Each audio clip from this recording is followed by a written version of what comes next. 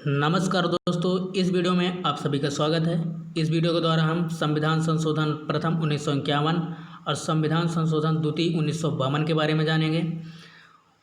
उससे पहले मैं कुछ आप लोगों को बातें बता देना चाहता हूं। संविधान संशोधन के ऊपर मैंने एक वीडियो पहले ही बना चुका है, जिसमें ये बताया गया कि संविधान संशोधन किस अनुच्छेद के तहत किया जाता है और उसकी प्रक्रिया क्या है और संविधान के किस किस भाग में संशोधन किया जा सकता है। उन सब चीज़ों के बारे में विस्तृत रूप से उस वीडियो में बताया गया है। तो आपने अगर नहीं देखा है तो आप बाद में देख सकते हैं। मैं उस वीडियो का लिंक जो है इस वीडियो के डिस्क्रिप्शन में दे दूंगा, तो आप बाद में भी देख सकते हैं। वैसे कुछ पॉइंटों का जिक्र मैं इस वीडियो में पर भी करूंगा, तो आप समझ सकते हैं उन पॉइंटों को और देख सकते हैं। तो चलिए आगे बढ़ते हैं। संविधान संशोधन जो है, संविधान के भाग 20 अनुच्छेद 368 में संविधान संशोधन की बात कही गई है। किस अनुच्छेद में? अनुच्छेद 368 में किसकी बात कही गई है? संविधान संशोधन की बात कही गई है अनुच्छेद 368 में, संविधान के भाग 20 अनुच्छेद 368 में। इस प्रकार से आगे बढ़ते हैं। संविधान का जो विकास है वो 3 प्रकार से होता है। वो कौन कौन से हैं? जैसे कि पहला है परंपराओं द्वारा, दूसरा है न्यायिक व्याख्या द्वारा और तीसरा है संविधान में संशोधन की पद्धति के द्वारा। तो संविधान का जो विकास है कितने प्रकार से होता है? 3 प्रकार से। पहला है परंपराओं के द्वारा, दूसरा है न्यायिक व्याख्या के द्वारा और तीसरा है संविधान में संशोधन की पद्धति के द्वारा। इस प्रकार से संविधान की विकास 3 प्रकार से होता है। विश्व के अन्य संविधानों की तरह ही भारतीय संविधान में भी बदलती परिस्थितियों एवं आवश्यकताओं के अनुसार संविधान में संशोधन करने का प्रावधान किया गया है। विश्व के अन्य संविधानों की तरह ही अपने भारतीय संविधान में भी संशोधन करने की क्या है प्रावधान है, वो भी किन किन परिस्थितियों में? बदलती हुई परिस्थितियों एवं आवश्यकताओं के अनुसार। और संविधान के भाग 20 का अनुच्छेद 368 ये कहता है कि संसद को संविधान तथा इसकी प्रक्रियाओं को संशोधित करने की शक्तियाँ प्रदान करता है। अनुच्छेद 368 क्या कहता है? कि संसद को संविधान तथा इसकी प्रक्रियाओं को संशोधित करने की शक्तियाँ प्रदान करता है। और अनुच्छेद 368 ये भी कहता है कि संसद संविधान में नए उपबंध जोड़कर या किसी उपबंध को हटाकर या बदल कर संविधान में संशोधन कर सकती है। अनुच्छेद 368 और क्या कहता है? कि संसद जो है संविधान में नए उपबंध जोड़कर या किसी उपबंध को हटा करके या बदल करके संविधान में संशोधन कर सकती है। संसद संविधान के मूल ढांचे से जुड़े प्रावधानों में संशोधन नहीं कर सकती है। संसद अब क्या नहीं कर सकती है? संविधान के मूल ढांचे से जुड़े प्रावधानों में संशोधन नहीं कर सकती है। मूल ढांचे से जुड़े इस सिद्धांत को सर्वोच्च न्यायालय ने केशवानंद भारती बनाम मामले 1973 में प्रतिपादित किया था। कब किया? केशवानंद भारती मामले कब? 1973 में प्रतिपादित किया था। तो संसद क्या नहीं कर सकती है?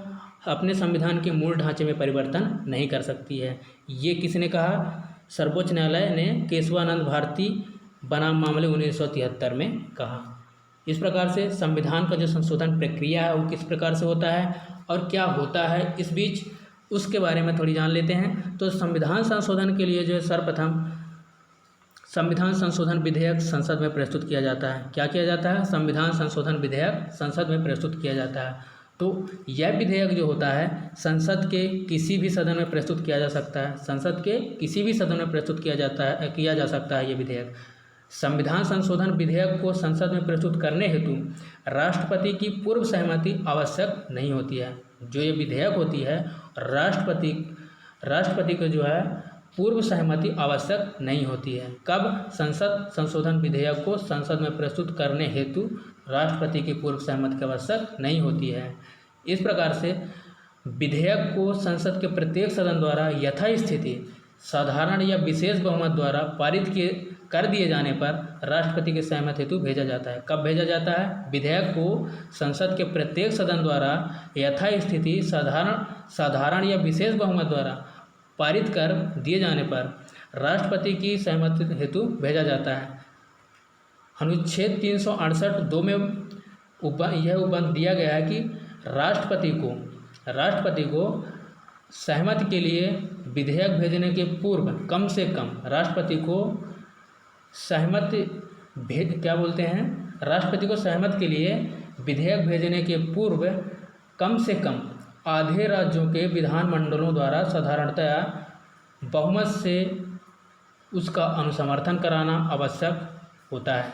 इनका अगर वो विधेयक राष्ट्रपति को सहमति के लिए भेजा जा रहा है, उससे पहले कम से कम आधे राज्यों के विधानमंडलों द्वारा साधारण बहुमत से उनका समर्थन या अनुसमर्थन कराना आवश्यक होता है। राष्ट्रपति संविधान संशोधन विधेयक पर अपनी सहमति देने के लिए बाध्य होता है। राष्ट्रपति जो है संविधान संशोधन विधेयक पर अपनी सहमति देने के लिए बाध्य होते हैं और संविधान संशोधन विधेयक को ना तो वह रोक सकते हैं और ना ही उनको पुनर्विचार के लिए वापस कर सकते हैं। तो राष्ट्रपति ना तो उस विधेयक को रोक सकते हैं और ना ही पुनर्विचार के लिए उस विधेयक को वापस कर सकते हैं। इस प्रकार से राष्ट्रपति की अनुमति जैसे ही प्राप्त होता है तो ये जो संविधान संशोधन बिल या विधेयक है, ये संविधान संशोधन अधिनियम में बदल जाता है। पहले क्या रहता है, जब सहमति नहीं प्राप्त हुआ रहता है तब क्या रहता है, संविधान संशोधन विधेयक रहता है या बिल रहता है।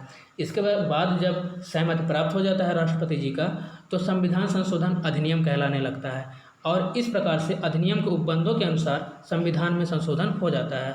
और संविधान संशोधन की यह प्रक्रिया जो है किस देश से लिया गया है, दक्षिण अफ्रीका से लिया गया है। सवाल ये बन सकता है कि संविधान संशोधन की जो प्रक्रिया है अपने भारत में वो किस देश से लिया गया है, तो दक्षिण अफ्रीका देश से लिया गया है।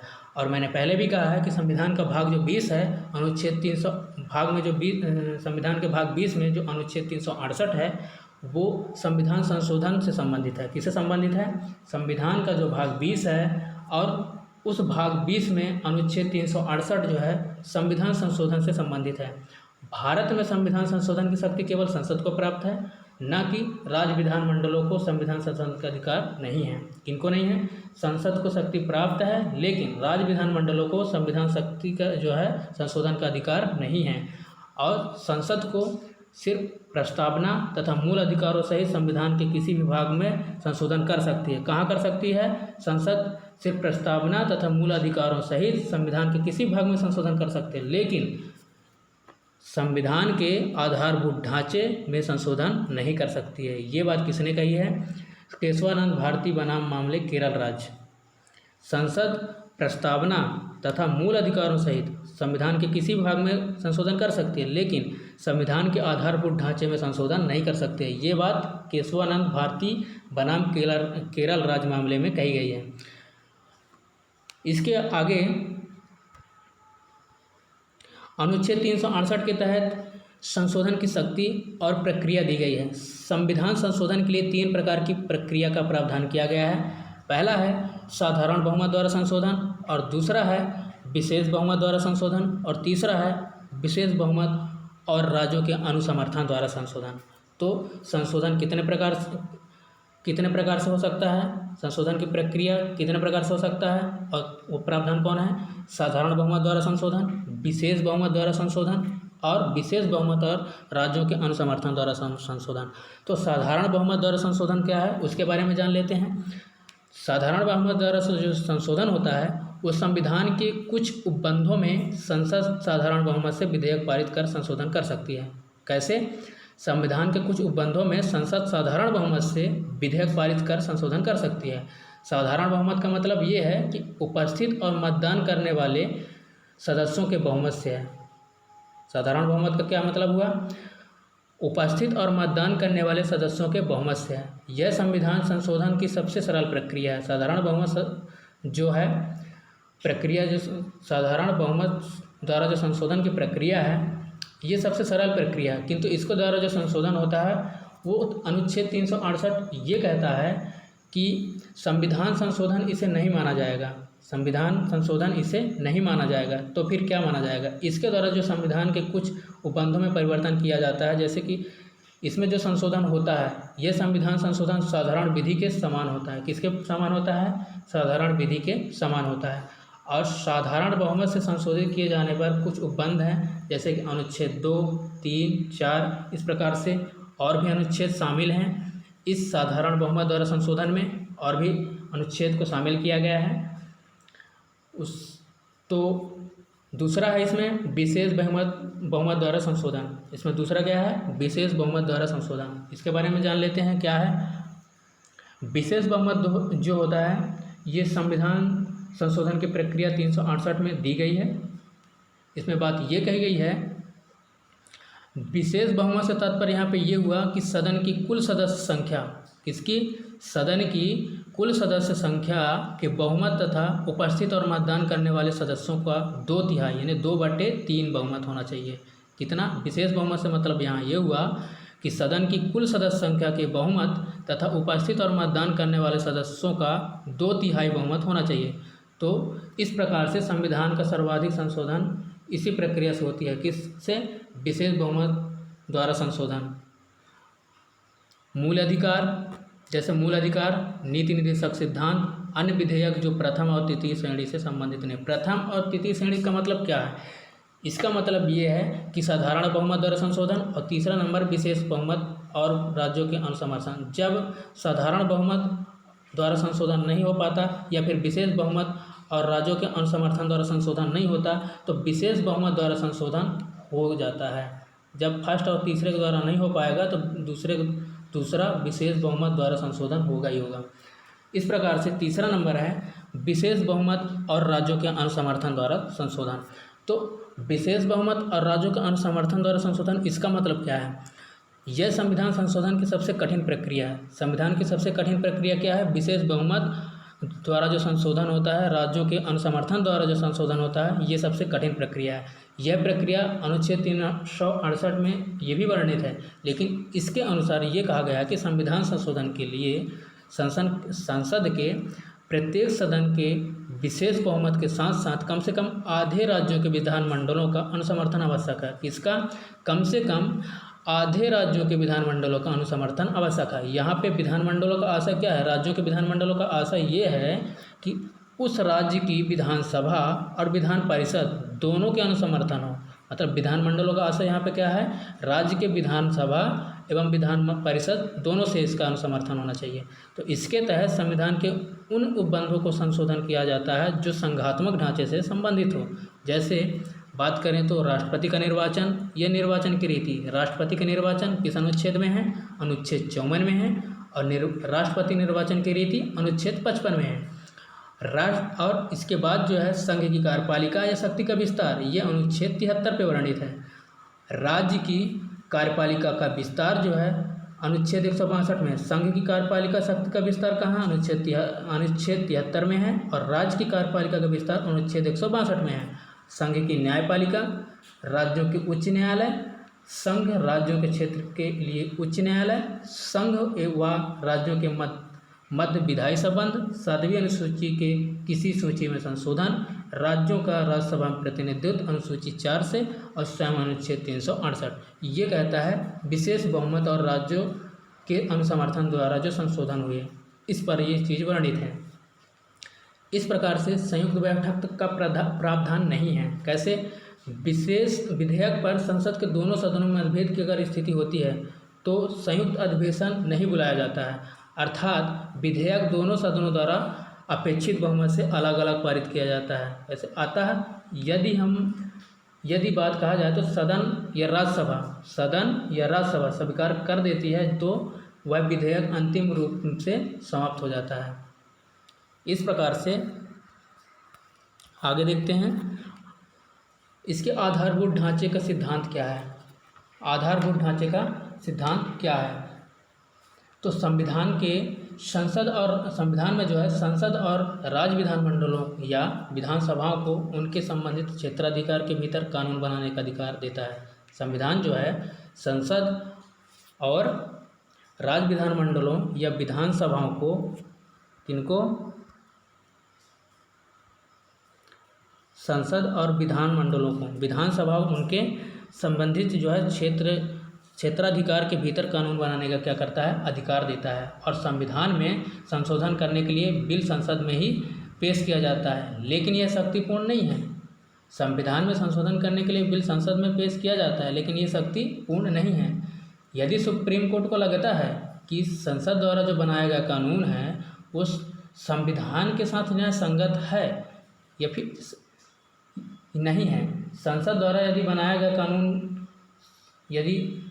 गया जो कानून है संविधान के न्याय संगत नहीं है, तो सुप्रीम कोर्ट इसे अमान्य घोषित कर सकता है। उनको ये शक्ति प्राप्त है। किनको? सुप्रीम कोर्ट को। कब अमान्य घोषित कर सकते हैं? अगर संविधान में संशोधन हुआ है या फिर संसद के द्वारा जो बनाया गया कानून है वो संविधान के न्याय संगत नहीं है तो सुप्रीम कोर्ट उसे अमान्य घोषित कर सकते हैं, उनको ये शक्ति प्राप्त है। इस प्रकार मूल संविधान के आदर्शों और दर्शनों की रक्षा करने के लिए सुप्रीम कोर्ट ने बुनियादी संरचना सिद्धांत को निर्धारित किया है। इस सिद्धांत के अनुसार संसद संविधान के बुनियादी ढांचे में परिवर्तन या उसे नष्ट नहीं कर सकती है। तो बुनियादी संरचना के अनुसार क्या हो सकता है? संसद संविधान के बुनियादी ढांचे में परिवर्तन या उसे नष्ट नहीं कर सकती है। इस प्रकार से आगे देखते हैं। बुनियादी संरचना या विकास है, बेसिक स्ट्रक्चर। तो बेसिक स्ट्रक्चर जो है ये शब्द जो है भारत के संविधान में नहीं मिलता है, इस पर का उल्लेख किया ही नहीं गया है। बुनियादी स्ट्रक्चर का शब्द का उल्लेख जो है भारत के संविधान में नहीं किया गया है। तो पहला संविधान संशोधन 1951 भारत सरकार बनाम शंकरी प्रसाद मामले में चुनौती दी गई थी। बाद में पहले बेसिक स्ट्रक्चर के बारे में देख लेते हैं है क्या। तो लोगों के बुनियादी अधिकारों और संविधानों के आदर्शों की रक्षा के लिए समय समय पर इसका क्या हुआ, न्यायपालिका के हस्तक्षेप के साथ यह अवधारणा धीरे धीरे विकसित हुई।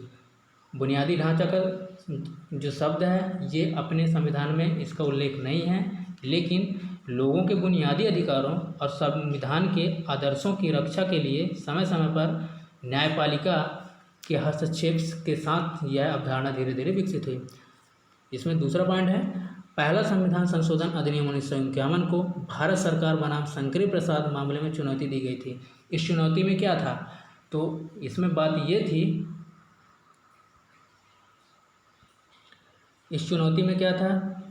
इस चुनौती में बात ये कही गई थी, संशोधन को इस आधार पर चुनौती दी गई थी कि यह संविधान के भाग 3 का उल्लंघन करता है। क्या करता है? संविधान के भाग 3 का उल्लंघन करता है। संविधान के भाग 3 में क्या है? मौलिक अधिकार है। तो संविधान के भाग 3 का यह उल्लंघन करता है और इसलिए इसे अवैध घोषित किया जाना चाहिए। सुप्रीम कोर्ट ने कहा कि अनुच्छेद 368 के तहत ये संसद को मौलिक अधिकारों सहित संविधान के किसी भी भाग में संशोधन करने की शक्ति है। संसद को क्या है? 368 के तहत जो है मौलिक अधिकारों सहित संविधान के किसी भी भाग में संशोधन करने की शक्ति है संसद को। इस तरह का निर्णय न्यायालय में जो है सज्जन सिंह बनाम राजस्थान सरकार के मामले में दिया गया था। 1967 में गोलकनाथ बनाम पंजाब सरकार के मामले में सुप्रीम कोर्ट ने अपने पहले फैसले को खारिज कर दिया। फिर इसके बाद सुप्रीम कोर्ट ने कहा कि संसद के पास संविधान के भाग 3 में संशोधन करने का कोई अधिकार नहीं है। इसके बाद अब सुप्रीम कोर्ट क्या कहते हैं कि संसद के पास संविधान के भाग 3 में संशोधन करने का कोई अधिकार नहीं है क्योंकि मौलिक अधिकार श्रेष्ठ और स्थिर हैं। पहले सर्वोच्च न्यायालय क्या कह रहे थे कि संसद को क्या है कि किसी भी भाग में संशोधन करने का अधिकार है, लेकिन अब क्या कहते हैं कि संसद को संविधान के भाग 3 में संशोधन करने का अधिकार नहीं है क्योंकि मौलिक अधिकार क्या हैं? श्रेष्ठ और स्थिर हैं। तो सुप्रीम कोर्ट के इस फैसले के अनुसार अनुच्छेद 368 केवल संविधान में संशोधन करने की प्रक्रिया अनुमति देता है, लेकिन संविधान के किसी भी हिस्से में संशोधन के लिए संसद को पूर्ण शक्तियाँ नहीं देता है। तो मेन बात क्या है इसमें? अनुच्छेद जो 368 है केवल संविधान में संशोधन करने की प्रक्रिया को अनुमति देती है, लेकिन संविधान के किसी भी हिस्से में संशोधन करने के लिए संसद को पूर्ण शक्तियाँ नहीं देती है। किसको? संसद को पूर्ण शक्तियाँ नहीं देती है। इस प्रकार से इसमें तीसरा पॉइंट है, 1971 में केशवानंद भारती बनाम केरल सरकार के मामले में सुप्रीम कोर्ट को गोलकनाथ मामले में अपने निर्णय की समीक्षा द्वारा 24वें संविधान संशोधन अधिनियम की क्या की वैधता को बरकरार कर। तो 24वें संविधान, यहाँ पे टर्म आता है 24वें संविधान संशोधन अधिनियम। तो 24वें संविधान संशोधन में क्या कही गई है? संसद को यह अधिकार है कि वह संविधान के किसी भी हिस्से को, चाहे वह मूल अधिकार हो, संशोधन कर सकती है। संसद को क्या है? 24वें संविधान संशोधन अधिनियम 1971 में संसद को यह अधिकार है कि वह संविधान के किसी भी हिस्से का, चाहे वह मूल अधिकार हो, संशोधन कर सकती है। इसी में दूसरा पॉइंट ये भी है कि राष्ट्रपति द्वारा संवैधानिक संशोधन विधेयक को मंजूरी दी जानी चाहिए। ये 24वां संशोधन अधिनियम 1971 कहता है।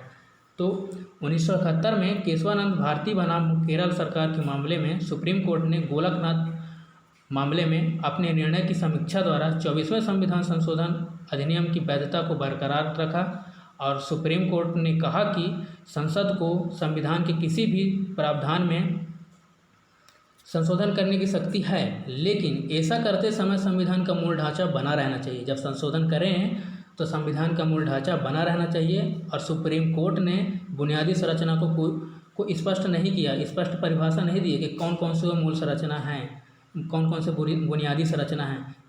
कहा कि संविधान के मूल ढांचे का एक संवैधानिक संशोधन द्वारा भी निरस्त किया जा सकता है, ये बात भी कहा गया। इस प्रकार से कई बनाम हैं, जैसे केशवानंद भारती बनाम केरल राज्य 1973 मामले, जो सर्वोच्च न्यायालय में निम्न तत्वों को इसमें शामिल किए हैं, जैसे आप देख सकते हैं आगे। तो केशवानंद भारती बनाम केरल राज्य 1973 मामले में सर्वोच्च न्यायालय में जो निम्न तत्व हैं, जो मूल आधारभूत ढांचे हैं, उनको जो हिस्सा बताया गया है वो है संविधान की सर्वोच्चता। ये केशवानंद भारती बनाम के अनुसार है संविधान की सर्वोच्चता। और दूसरा है सरकार का लोकतांत्रिक तथा गणतांत्रिक ढांचा। तीसरा है संविधान की संघात्मक प्रकृति। चौथा है विधायिका, कार्यपालिका और न्यायपालिका के मध्य शक्तियों का पृथक्करण। पाँचवा है संविधान का धर्मनिरपेक्ष स्वरूप और छठवां है देश की संप्रभुता। तो केशवानंद भारती बनाम केरल राज्य 1973 मामले में सर्वोच्च न्यायालय ने निम्न पर तत्वों पर जो है संविधान के मूल ढांचे का हिस्सा बनाया, जैसे संविधान की सर्वोच्चता, सरकार का लोकतांत्रिक तथा गणतांत्रिक ढांचा, संविधान की संघात्मक प्रकृति, विधायिका, कार्यपालिका और न्यायपालिका के मध्य शक्तियों का पृथक्करण, संविधान का धर्मनिरपेक्ष स्वरूप और देश की संप्रभुता। इस प्रकार से इंदिरा गांधी बनाम राजनारायण 1975 के मामले में निम्न तत्वों को जो आधारभूत ढांचे में शामिल किया गया है। ये संविधान के जो आधारभूत ढांचे बनाए गए इंदिरा गांधी बनाम के द्वारा, वो है स्वतंत्र व निष्पक्ष चुनाव प्रणाली पर आधारित लोकतंत्र, विधि का शासन, न्यायिक पुनर्विलोकन की शक्ति। तो इंदिरा गांधी बनाम राजनारायण 1975 के द्वारा क्या है, स्वतंत्र व निष्पक्ष चुनाव प्रणाली पर आधारित लोकतंत्र और विधि का शासन, न्यायिक पुनर्विलोकन की शक्ति। इस प्रकार से अगला जो है मिनर्वा मिल्स बनाम भारत संघ 1980 के मामले में जो है आधारभूत ढांचे हैं वो इस प्रकार से हैं, जैसे संसद की संविधान संशोधन करने की सीमित शक्ति, मूल अधिकारों तथा राज्य के नीति निर्देशक तत्वों में संतुलन। तीसरा है न्यायिक पुनर्विलोकन की शक्ति कुछ मामलों को छोड़ करके। और चौथा है इसमें कुछ स्थितियों में मूल अधिकार। तो मिनर्वा मिल्स बनाम भारत संघ 1980 का क्या है, जो आधारभूत ढांचे हैं, संसद की संविधान संशोधन करने की सीमित शक्ति, मूल अधिकारों तथा राज्य के नीति निर्देशक तत्वों में संतुलन, न्यायिक पुनर्विलोकन की शक्ति जैसे कुछ मामलों में छोड़ करके, और कुछ स्थितियों में अपना मूल अधिकार है। तो मूल अधिकार कितने हैं हमारे, 6 हैं, वैसे 7 थे। तो 40वें संविधान संशोधन 1978 के जरिए संपत्ति का अधिकार को हटा करके संवैधानिक दर्जा दिया गया है। अनुच्छेद 300 संविधान के भाग 12 में अनुच्छेद 300 का में दिया गया है। इस प्रकार से अगला जो है तो न्यायाधीशों के स्थानांतरण के मामले में क्या दिया गया है कि जो प्रसिद्ध एक एसपी गुप्ता और अन्य बनाम राष्ट्रपति 1982 कब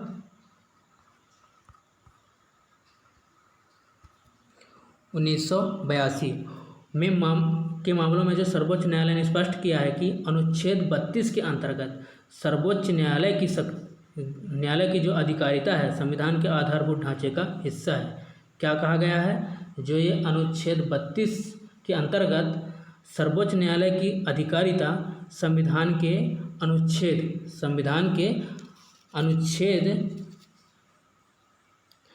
32 जो है सर्वोच्च न्यायालय की अधिकारिता संविधान के आधारभूत ढांचे का हिस्सा है। तो अनुच्छेद 32 में क्या कहा गया है? अनुच्छेद 32 ये कहता है कि भाग द्वारा प्रदत्त अधिकारी को परिवर्तित कराने के लिए उपचार की बात। अनुच्छेद 32 में है ये कहा गया कि भाग द्वारा प्रदत्त अधिकारी को परिवर्तित कराने के लिए उपचार की बात कही गई है। और 32 का में ये कही गई है कि कार्यवाहियों में राज्य अधिनियमों की संवैधानिक बाध्यता पर विचार नहीं है। तो अनुच्छेद 32 का ये है। ये किस मामले पर है? न्यायाधीश के स्थानांतरण के मामले पर है। इस प्रकार से अगला है SR बोम्बई बनाम भारत संघ 1994। SR बोम्बई बनाम भारत संघ 1994 इनका क्या है? सर्वोच्च न्यायालय ने धर्मनिरपेक्षता के अर्थ की जो समुचित व्याख्या करते हुए घोषित किया है कि धर्मनिरपेक्षता संविधान की क्या है? ये जो धर्मनिरपेक्षता है संविधान की आधारभूत ढांचे का अंग है। तो SR बोम्बई बनाम भारत संघ 1994 के मामले में क्या कहा गया है कि धर्मनिरपेक्षता जो है संविधान के आधारभूत ढांचे का अंग है। ये SR बोम्बई बनाम भारत संघ मामले ने कहा है। इस प्रकार से L चंद्र कुमार बनाम भारत संघ 1977 में ये कहा गया है कि न्यायिक पुनर्विलोकन, कौन सा? न्यायिक पुनर्विलोकन जो है संविधान के आधारभूत ढांचे में शामिल है। कौन सा? न्यायिक पुनर्विलोकन जो है संविधान के आधारभूत ढांचे में शामिल है। L चंद्र कुमार बनाम भारत संघ 1977 के द्वारा न्यायिक पुनर्विलोकन को संविधान के आधारभूत ढांचे के रूप में शामिल बताया गया। इस प्रकार से संविधान के आधारभूत ढांचे में जो शामिल तत्व हैं, सर्वोच्च न्यायालय ने विभिन्न मामलों में ये बताया कि संविधान के आधारभूत ढांचे में कौन कौन से उपस्थित हैं। न्यायालय द्वारा समय समय पर कुछ तत्वों को इस सूची में शामिल किया गया और आगे भी कर सकता है। तो प्रॉपर ये नहीं बताया कि कौन कौन है, लेकिन समय समय पर शामिल किया गया और आगे भी इन चीज़ों को कर सकते हैं कि कौन कौन से संविधान के आधारभूत ढांचे हैं। तो इस प्रकार से जो शामिल किया गया है संविधान के मूल ढांचों में वो इस प्रकार से है। ये संविधान सुप्रीम कोर्ट के द्वारा है। पहला है संविधान की सर्वोच्चता और दूसरा है गणतंत्रात्मक तथा लोकतंत्रात्मक शासन प्रणाली, तीसरा है शक्तियों का पृथक्करण, चौथा है संविधान का पंथ निरपेक्ष या स्वरूप, पाँचवा है संघात्मक शासन प्रणाली, छठवां है राष्ट्र की एकता और अखंडता, सातवां है कल्याणकारी राज्य की स्थापना और आठवां है व्यक्ति की स्वतंत्रता एवं गरिमा, नौवां है व्यक्ति के समक्ष समानता। ये है संविधान के मूल आधारभूत ढांचे। और भी हैं जैसे विधि का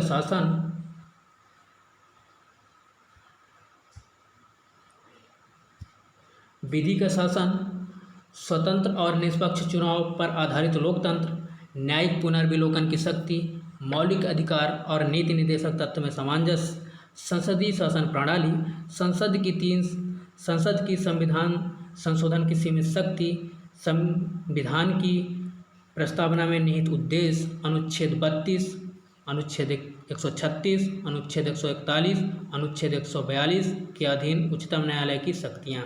तो अनुच्छेद 32 में मैंने क्या बताया था? अनुच्छेद 32 ये कहता है कि इस भाग में जो प्रदत्त अधिकारी को परिवर्तित कराने के लिए उपचार, अनुच्छेद 32 का में ये कहता है कि अंतर्गत कार्यवाही में राज्य अधिनियमों की संवैधानिक बाध्यता पर विचार नहीं।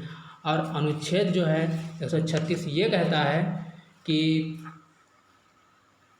अपील के लिए उच्चतम न्यायालय की विशेष इजाज़त। अनुच्छेद 136 ये कहता है कि अपील के लिए उच्चतम न्यायालय की विशेष इजाज़त। और अनुच्छेद 141 में ये बात का उपबंध है कि उच्चतम न्यायालय द्वारा घोषित विधि का सभी न्यायालयों पर आबद्धकर होना। और अनुच्छेद 142 में ये है कि उच्चतम न्यायालय की डिक्रियों और आदेशों का प्रवर्तन और प्रकटीकरण आदि के बारे में आदेश है। और इस प्रकार से 18वां है जो मूल अधिकार का ढांचे में आधारभूत ढांचा है, वो है कुछ मूल अधिकार है, कुछ दशकों में मूल अधिकार है। इस प्रकार से कितने हुए?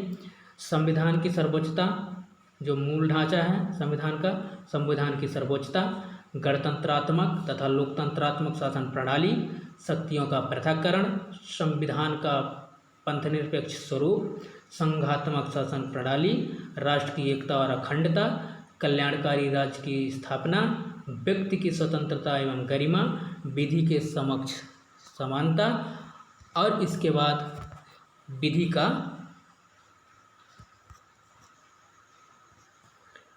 इसके बाद क्या है, विधि का शासन। विधि का शासन, एक मिनट, विधि का शासन, स्वतंत्र और निष्पक्ष चुनाव पर आधारित लोकतंत्र, न्यायिक पुनर्विलोकन की शक्ति, मौलिक अधिकार और नीति निर्देशक तत्व में सामंजस्य, संसदीय शासन प्रणाली, संसद की संविधान संशोधन की सीमित शक्ति और संविधान की प्रस्तावना में निहित उद्देश्य, और अनुच्छेद 32, 136, 141, 142 के अधीन जो उच्चतम न्यायालय की शक्तियां हैं, ये चीज़, और कुछ दशकों में जो है कुछ रूप में मूल अधिकार भी शामिल हैं। इस प्रकार से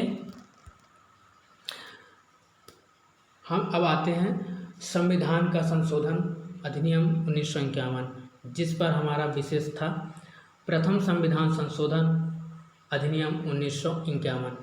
इस पर यह कही गई है कि इसके तहत यह है सामाजिक तथा आर्थिक रूप से जुड़े पिछड़े वर्गों की उन्नति के लिए विशेष उपबंध बनाने हेतु राज्यों की शक्ति दी गई है। तो प्रथम संविधान संशोधन अधिनियम 1951 में क्या कही गई है, इसके तहत सामाजिक तथा आर्थिक रूप से पिछड़े वर्गों को उन्नति के लिए, किनको, विशेष बातें यहाँ पे ये है, सामाजिक आर्थिक रूप से पिछड़े वर्गों को उन्नति के लिए विशेष उपबंध का प्रावधान जो है, उपबंध बनाने हेतु राज्यों को शक्ति दी गई है। किस संशोधन के अनुसार, प्रथम संविधान संशोधन 1951 के अनुसार। फिर क्या बात कही गई है, कानून की रक्षा के लिए संपत्ति का अधिग्रहण आदि की व्यवस्था प्रथम संविधान संशोधन अधिनियम 1951 के द्वारा कही गई है। क्या कही गई है, कानून की रक्षा के लिए संपत्ति अधिग्रहण आदि की व्यवस्था। फिर भूमि सुधार न्यायिक समीक्षा, क्या है, भूमि सुधार न्यायिक समीक्षा एवं अन्य कानूनों को 9वीं अनुसूची में स्थानांतरित। तो यहाँ पे बात आती है 9वीं अनुसूची। तो 9वीं अनुसूची में ये कहा गया है कि भूमि सुधारों और जमींदारों प्रणाली के उन्मूलन से संबंधित राज्य विधानमंडलों और अन्य मामलों से संबंधित संसद के अधिनियम और विनियम, जैसे कि 13 परंतु 282 में, वर्तमान में 282, मूलतः कितने थे, 13, परंतु वर्तमान में 282, ये विनिमय की बात कर रहा है। तो अनुसूची को पहले संशोधन 1951 द्वारा मूल अधिकारों के उल्लंघन के आधार पर न्यायिक समीक्षा से इसमें सम्मिलित कानूनों से इसे बचाने के लिए जोड़ा गया था। किसको, 9वीं अनुसूची को 1951 प्रथम संविधान संशोधन के द्वारा। और वर्ष 2007 में उच्चतम न्यायालय ने निर्णय दिया कि इस अनुसूची में 24 अप्रैल 1975 के बाद सम्मिलित कानूनों की जो न्यायिक समीक्षा की जा सकती है। ये जो है 9वीं अनुसूची पे वर्णित है। तो अनुच्छेद, इसमें और पॉइंट है, अनुच्छेद 31। तो अनुच्छेद 31 के 2 उपखंड हैं। अनुच्छेद 31 में क्या है, 2 उपखंड हैं, एक 31 का है और एक 31 का खा है। इस प्रकार से 31 के का में क्या है, 31 के का में ये कहा गया है कि संपदाओं आदि की अर्जन के लिए उपबंध करने वाली विधियों की व्यावृत्ति, और अनुच्छेद 31 के खा में ये कहा गया है कि कुछ अधिनियमों और विनियमों का विधि मान्यकरण। इस प्रकार से अगला है वाक और अभिव्यक्ति की स्वतंत्रता। ये प्रथम संविधान संशोधन पे बात है। वाक और अभिव्यक्ति की स्वतंत्रता पर प्रतिबंध लगाने के 3 आधार जोड़े गए थे। प्रथम संविधान संशोधन 1951 के द्वारा क्या है, वाक और अभिव्यक्ति की स्वतंत्रता पर प्रतिबंध लगाने के 3 आधार जोड़े गए थे। क्या है, लोक आदेश, कौन कौन से, लोक आदेश, अपराध करने के लिए उकसाना और विदेशों के साथ महत्वपूर्ण संबंध बनाए रखने के लिए प्रतिबंधों को जो है तर्क संगत बनाया और इस प्रकार से ये न्याय योग्य बना दिए गए। और इस प्रकार से प्रथम संविधान संशोधन 1951 के द्वारा ये व्यवस्था की गई कि राज्य ट्रेडिंग और राज्य द्वारा किसी व्यवसाय राज्य ट्रेडिंग या राज्य द्वारा किसी व्यवसाय या व्यापार के राष्ट्रीयकरण को केवल इस आधार पर अवैध घोषित नहीं किया जा सकता है कि यह व्यापार या व्यवसाय के अधिकार जो है उल्लंघन करता है। क्या कहे प्रथम संविधान संशोधन क्या बात कहती है? राज्य ट्रेडिंग या राज्य द्वारा किसी व्यवसाय या व्यापार के राष्ट्रीयकरण को केवल इस आधार पर अवैध घोषित नहीं किया जा सकता है कि व्यापार या व्यवसाय के अधिकार का उल्लंघन करता है। इस प्रकार से जो है प्रथम संविधान संशोधन में इतने बात कही गई। और रही बात अब दूसरे संविधान संशोधन की, तो दूसरा संविधान संशोधन जो है 1952 की है, 52 में हुआ। इस संविधान संशोधन में के अंतर्गत जो है जनगणना के आधार पर लोकसभा में प्रतिनिधित्व को पुनर्व्यवस्थित किया गया। यह भी लोकसभा में एक सदस्य के प्रतिनिधित्व को 7,50,000 लोगों से अधिक किया गया। इस प्रकार से द्वितीय संविधान संशोधन में जो है कई प्रकार की मंजूरी भी मिली है, जैसे कि प्रधानमंत्री की अध्यक्षता में केंद्रीय मंत्रिमंडल ने चलचित्र अधिनियम 1952 में संशोधन के लिए चलचित्र संशोधन विधेयक 2019 को प्रस्तुत करने की मंजूरी दी है। जैसे कि इसमें संशोधन का प्रस्ताव सूचना एवं प्रसारण मंत्रालय द्वारा किया गया था। इसका जो प्रस्ताव किसके द्वारा किया गया था? सूचना एवं प्रसारण मंत्रालय के द्वारा किया गया था। ये जो विधेयक था, विधेयक का मुख्य उद्देश्य है, इसका मुख्य उद्देश्य ये था कि फिल्म की साहित्यिक चोरी, पायरेसी को रोकना और इसमें गैर अधिकृत कैमकॉर्डिंग और फिल्मों की कॉपी या डुप्लीकेशन ऑफ फिल्म्स बनाने के खिलाफ दंडात्मक प्रावधानों को शामिल करना था। इसमें जो अधिनियम था और अधिनियम जो जोड़ा गया 1952 के जो संशोधन में, उसमें मुख्य बात ये थी, ये जो प्रस्ताव आया था सूचना एवं प्रसारण मंत्रालय द्वारा आया था। और ये जो विधेयक था इसका मुख्य उद्देश्य क्या था कि फिल्म की साहित्यिक चोरी, पायरेसी को रोकना और इसमें गैर अधिकृत जो कैमकॉर्डिंग और फिल्मों की कॉपी बनाने के खिलाफ दंडात्मक प्रावधानों को शामिल किया गया था। अधिनियम 1952 में जो संशोधन की मंजूरी हुई थी। इस प्रकार से जैसे गैर अधिकृत रिकॉर्डिंग रोकने हेतु नई धारा 6AA, कौन सी? गैर अधिकृत रिकॉर्डिंग को रोकने हेतु नई धारा 6AA को जोड़ा गया। और चलचित्र अधिनियम 1952 की धारा 6A के बाद एक और धारा 6AA जोड़ी जाएगी। ये प्रस्तावित संशोधन में था द्वितीय संविधान संशोधन 1952 पर। चलचित्र अधिनियम 1952 की धारा 6A के बाद एक और धारा 6AA जोड़ी जाएगी। इसके बाद इस धारा के अनुसार अन्य कोई लागू कानून के बावजूद किसी व्यक्ति को लेखक की लिखित अनुमति के बिना किसी ऑडियो विजुअल रिकॉर्ड उपकरण का उपयोग करके किसी फिल्म या उसके किसी हिस्से को प्रसारित करने या प्रसारित करने का प्रयास करने या प्रसारित करने में सहायता पहुंचाने की अनुमति नहीं होगी। ये द्वितीय संविधान संशोधन 1952 पे जब संशोधित हुआ तब जोड़ा गया।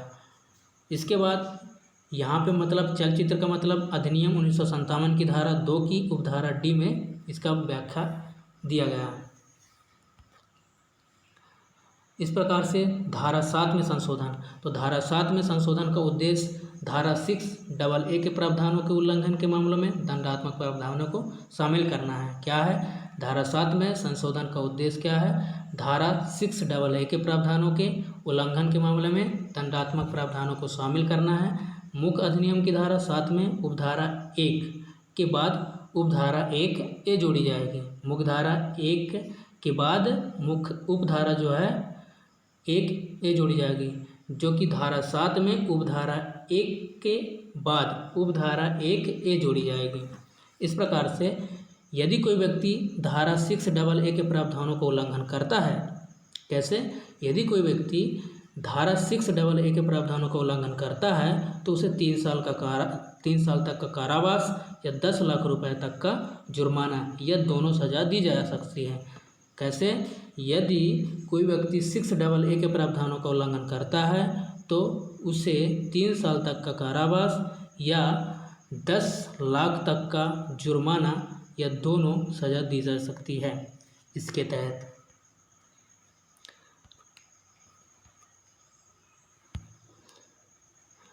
अब इस संशोधन से हो क्या सकता है? तो इस संशोधन के द्वारा इस उद्योग के राजस्व में वृद्धि होगी, रोजगार का सृजन होगा, भारत के राष्ट्रीय बौद्धिक संपदा अधिकार नीति, इंडियाज नेशनल आईपी पॉलिसी के प्रमुख उद्देश्यों की पूर्ति होगी और पायरेसी तथा ऑनलाइन विषयक वस्तु के कॉपीराइट उल्लंघन के मामले में राहत मिलेगी। क्या होगी?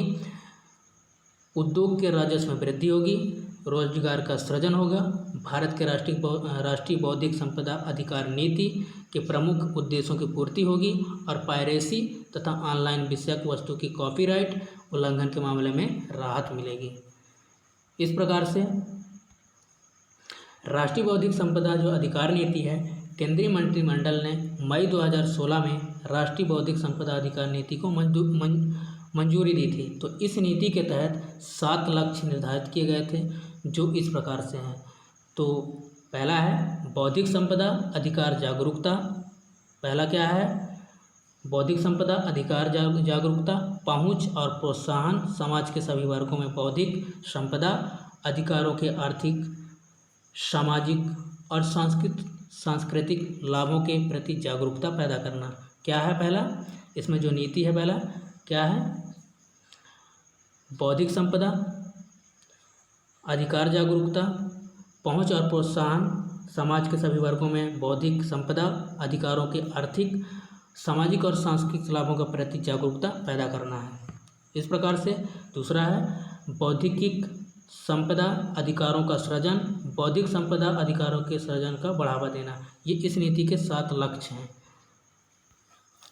और तीसरा है वैधानिक एवं विधायी ढांचा, मजबूत और प्रभावशाली बौद्धिक संपदा अधिकार नियमों का अपनाना ताकि अधिकृत व्यक्तियों तथा बृहद लोकहित के बीच संतुलन कायम हो सके। तो तीसरा क्या है? तीसरा लक्ष्य क्या है? वैधानिक एवं विधायी ढांचा, मजबूत और प्रभावशाली बौद्धिक संपदा अधिकार नियमों को अपनाना ताकि अधिकृत व्यक्तियों तथा बृहद लोकहित के बीच संतुलन कायम हो सके। और चौथा है प्रशासन एवं प्रबंधन सेवा आधारित बौद्धिक संपदा अधिकार प्रशासन को आधुनिक और मजबूत बनाना। और पांचवा जो लक्ष्य है बौद्धिक संपदा अधिकारों का व्यवसायीकरण के जरिए बौद्धिक संपदा अधिकारों का मूल्य निर्धारण। इस प्रकार से छठवां जो लक्ष्य है प्रवर्तन एवं न्यायाधिकरण बौद्धिक संपदा अधिकारों के उल्लंघन को रोकने के लिए प्रवर्तन एवं न्यायिक प्रणालियों को मजबूत बनाना। तो छठवां लक्ष्य क्या था? प्रवर्तन एवं न्यायाधिकरण का बौद्धिक संपदा अधिकारों के उल्लंघन को रोकने के लिए प्रवर्तन एवं न्यायिक प्रणालियों को मजबूत बनाना। और सातवां जो लक्ष्य है मानव संसाधन विकास, मानव संसाधन संस्थाओं की शिक्षण, प्रशिक्षण, अनुसंधान क्षमताओं को मजबूत बनाना तथा बौद्धिक संपदा अधिकारों के तहत कौशल निर्माण का प्रयास करना। मानव संसाधन विकास मतलब MHRD। मानव संसाधन संस्थानों की शिक्षण, प्रशिक्षण, अनुसंधान क्षमताओं को मजबूत बनाना तथा बौद्धिक संपदा अधिकारों के तहत कौशल निर्माण का प्रयास करना है। इस प्रकार से संशोधन की आवश्यकता क्यों पड़ी फिर? तो समय के साथ एक माध्यम के रूप में सिनेमा, इसकी प्रौद्योगिकी, उपकरण और यहाँ तक कि दशकों में भी महत्वपूर्ण बदलाव आया। पूरे देश में टीवी चैनलों और केबल नेटवर्क के विस्तार से मीडिया और मनोरंजन के क्षेत्र में कई परिवर्तन हुए। फिर भी नई डिजिटल तकनीकी के आगमन, विशेष रूप से इंटरनेट पर पायरेटेड फिल्मों की प्रदर्शन से पायरेसी का खतरा बढ़ गया। इस कारण से फिल्म उद्योग और सरकार को राजस्व की अत्यधिक हानि होती थी, इसलिए संशोधन की आवश्यकता पड़ी। तो ये संशोधन जो हुआ तो द्वितीय संविधान संशोधन 1952 पे ये जोड़ करके अधिनियमित किया गया। इस प्रकार से फिल्म उद्योगों के लंबे समय से मांग रही है कि सरकार कैमकोर्डिंग या फिर पायरेसी रोकने के लिए कानूनों में संशोधन पर विचार करे। तो भारतीय प्रधानमंत्री द्वारा भारतीय सिनेमा का राष्ट्रीय संग्रहालय मतलब national museum of Indian cinema के उद्घाटन अवसर पर यह घोषणा की थी कि कैमकोर्डिंग और पायरेसी निषेध व्यवस्था की जाएगी। प्रधानमंत्री ने क्या कहा कि कैमकोर्डिंग और पायरेसी निषेध की व्यवस्था की जाएगी। कब? ये भारतीय सिनेमा का राष्ट्रीय संग्रहालय के उद्घाटन के समय। तो इससे पहले चलचित्र अधिनियम और नियमों की समीक्षा करने और सिफारिश देने के लिए वर्ष 2013 में मुदगल समिति तथा वर्ष 2016 में श्याम बेनेगल समिति का गठन भी किया गया था। कौन कौन से समिति का गठन किया गया था इस चलचित्र अधिनियम के लिए? 2013 में मुदगल समिति और वर्ष 2016 में कौन सा समिति? वर्ष 2016 में श्याम बेनेगल समिति। वर्ष 2013 में जो है मुदगल समिति और वर्ष 2016 में बेनेगल समिति का गठन किया गया था। इस प्रकार से जो मुदगल समिति है वर्ष 2013 का, इस समिति का गठन जो है 4 फरवरी 2013 को चलचित्र अधिनियम यानी फिल्मों के लिए चलचित्र अधिनियम 1952 के तहत प्रमाणीकरण मुद्दे पर विचार करने हेतु पंजाब व हरियाणा उच्च न्यायालय के पूर्व मुख्य न्यायाधीश मुकुल मुदगल की अध्यक्षता में किया गया था। मुदगल समिति क्या है? इस समिति का गठन जो है 4 फरवरी 2013 को चलचित्र अधिनियम 1952 के तहत प्रमाणीकरण मुद्दों पर विचार करने हेतु पंजाब व हरियाणा उच्च न्यायालय के पूर्व मुख्य न्यायाधीश मुकुल मुदगल की अध्यक्षता में किया गया था। और मुदगल जो समिति है इन्हीं के नाम पे। दूसरा पॉइंट क्या है?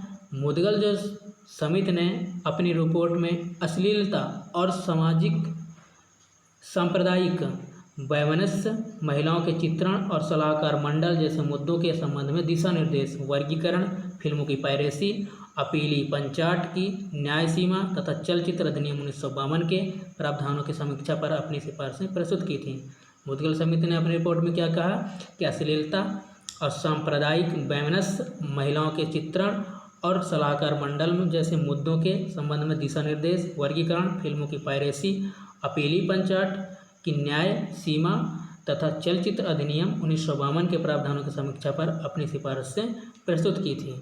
इस प्रकार से जो श्याम बेनेगल समिति है वो 1 जनवरी 2016 को फिल्मों के प्रमाणन हेतु सर्वांगीण रूपरेखा का निर्माण करने के लिए श्याम बेनेगल की अध्यक्षता में इस समिति का गठन किया था। तो श्याम बेनेगल समिति की कब हुआ था? 1 जनवरी 2016 को फिल्मों के प्रमाणन हेतु सर्वांगीण रूपरेखा का निर्माण करने के लिए श्याम बेनेगल की अध्यक्षता में इस समिति का गठन किया गया था। कब? 1 जनवरी 2016 को। इस समिति का उद्देश्य क्या था?